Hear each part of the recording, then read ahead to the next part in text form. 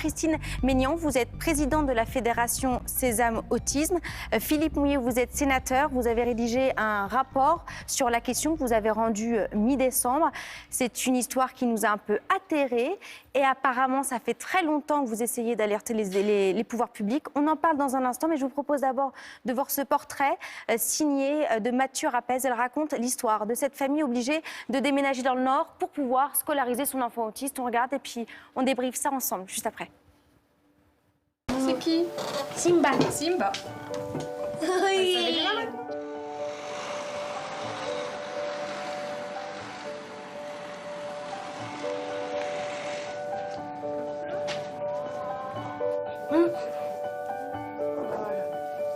Regarde ce que tu fais.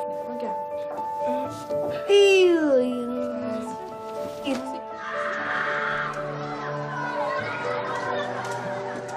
Sa maîtresse, elle a réussi à la faire écrire son prénom. Donc c'est un progrès.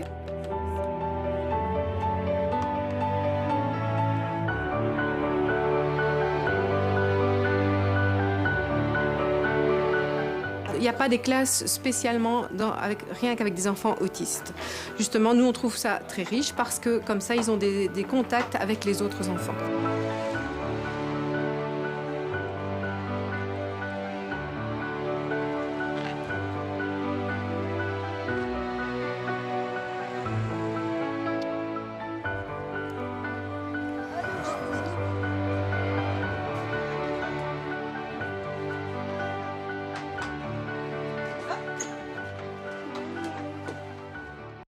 Christine Maignan, ainsi, si on regarde les chiffres en Ile-de-France, c'est un enfant sur 3, un enfant autiste sur 3 obligé d'aller en Belgique pour être scolarisé.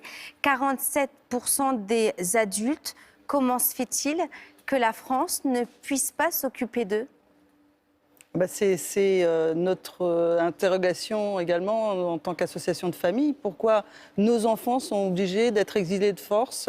Parce qu'il n'y a pas de réponse de proximité, parce qu'on ne met pas les moyens suffisants en France, alors qu'on pourrait, je pense, le faire. On est en capacité de le faire, mais ça ne se fait pas. Et nos enfants sont obligés de partir. Quel témoignage vous avez des familles dont vous êtes la présidente d'association? Alors bon, il y a beaucoup de familles qui sont par obligation, je vous dis, d'aller en Belgique. Là, vous avez montré un reportage sur la scolarisation. Donc il y a beaucoup de frontaliers qui font effectivement de la scolarisation en Belgique parce que là, la Belgique s'est organisée autour de la scolarisation adaptée pour les enfants autistes. Pour la situation des adultes, quand il n'y a pas de réponse, qu'il y a des familles qui sont dans des situations où elles doivent abandonner leur travail parce qu'elles n'ont pas d'autre choix si leur enfant retourne à la maison. Et donc il faut trouver une solution, des fois d'urgence. Et la seule solution qu'on leur donne, c'est la Belgique, même si ça fait des centaines de kilomètres et que c'est la séparation. Alors en dehors de cet éloignement, puisque ça, c'est aussi le problème de l'éloignement. On revoit son enfant une fois toutes les 3 semaines, au mieux. Donc, il faut imaginer la situation des familles. C'est aussi, parfois, là, vous avez montré des bons établissements. Il y a des établissements qui sont sans doute un petit peu... On parle de maltraitance dans Oui. certains établissements belges, puisque les normes sont différentes de celles de la France. Est-ce que l'État contrôle? Est-ce que ces enfants sont protégés même à distance par l'État français? Alors, il y a une convention actuellement entre la Wallonie et la France pour demander justement ces contrôles.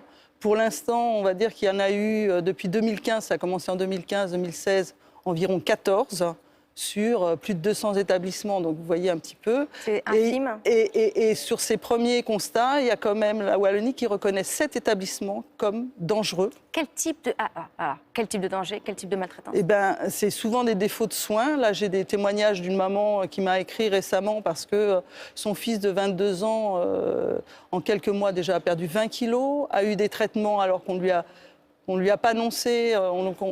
Il a eu des traitements sans l'accord des familles. Il a eu des effets secondaires sur ces traitements, avec 2 hospitalisations importantes derrière. Et donc tous ces défauts de soins et ce défaut qu'il peut y avoir peut mener à des cas vraiment dramatiques pour ces adultes. Parce que faute de soins, malheureusement, leur état de santé se dégrade.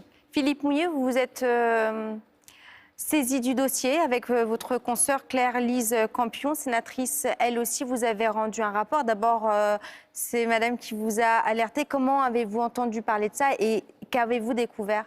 Alors, en réalité, le démarrage, c'est au cours des examens des textes et notamment des budgets concernant la sécurité sociale et par définition, de façon générale, la loi santé. Nous nous sommes rendus compte qu'il y avait finalement des crédits à la fois de l'assurance maladie pour les plus jeunes, pour les enfants, mais également des départements qui étaient envoyés en Belgique pour l'accueil de ressortissants handicapés.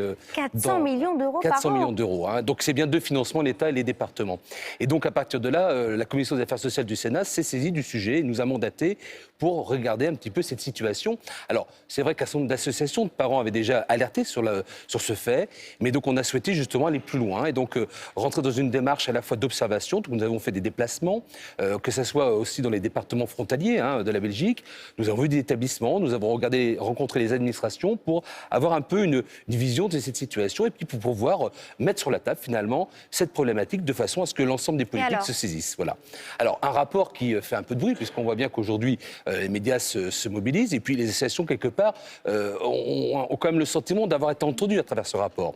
Mais ce qu'il faut 20 ans qu'elles le réclament. Mais ce qu'il faut surtout aujourd'hui, c'est à travers des préconisations, c'est de se dire qu'est-ce qu'on fait pour l'avenir. Alors d'abord, on a une première situation, c'est comment est-ce qu'on fait pour garantir que les Français accueillis en Belgique soient bien traités. Et je crois que l'accord franco-wallon, qui a été mis en place en 2011, puis relancé en 2014-2015, est un outil. Il faut que les départements se mobilisent pour que de façon générale, on puisse sécuriser, je dirais, l'accueil de nos ressortissants. Déjà, c'est encore juste un vœu.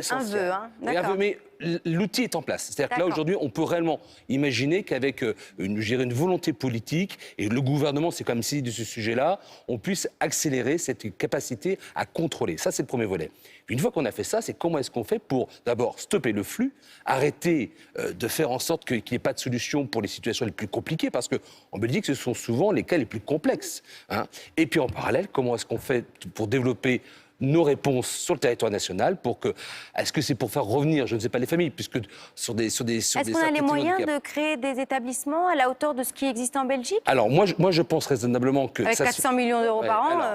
Alors, ça se fait pas comme ça. Oui, il faut du temps, mais je pense qu'avec une vraie volonté politique, on a aujourd'hui capacité d'inverser le système et puis surtout d'adapter notre société, parce que c'est avant tout un débat de société tout cela.